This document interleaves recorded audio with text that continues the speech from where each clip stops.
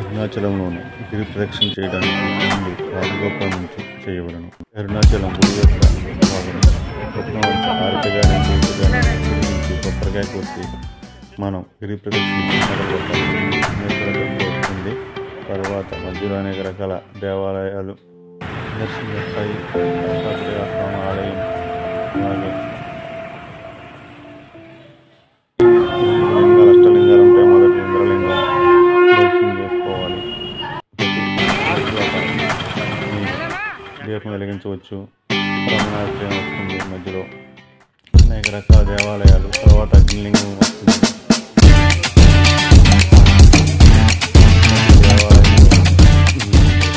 దర్శనం చేసుకోవచ్చు.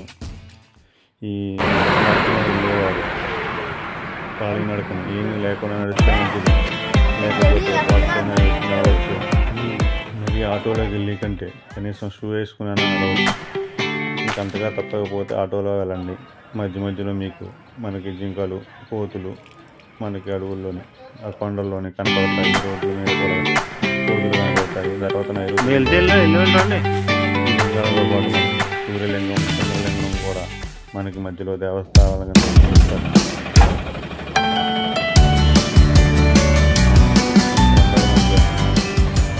14 కిలోమీటర్లు గిరి ప్రదక్షిణ ఉంటుంది.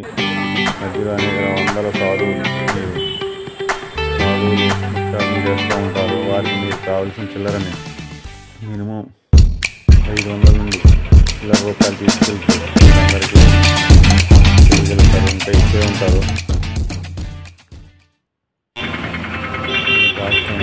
మధ్యలో తినుబండారాలు మీకు అందుబాటులో ఉంటాయి.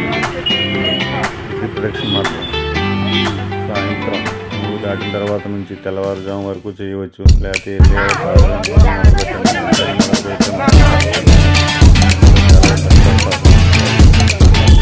మోక్ష మార్గం దర్శనమిస్తుంది. ఈ మోక్ష మార్గం ఎవరైనా భయపడకుండా వచ్చేయచ్చు. మధ్యలో ట్రాఫిక్లోని మీకు ఆహ్లాదకరమైన వాతావరణం కనబడుతుంది. ఈశాన్యలింగంతో మనకి ఈ దర్శనం, ఈ గిరి ప్రదక్షిణ లాస్ట్ లింగం ఇది. తర్వాత మీరు 1 కిలోమీటర్లో మనకి దేవస్థానం మళ్ళీ కనవస్తుంది. మీరు దర్శనం చేసుకోండి.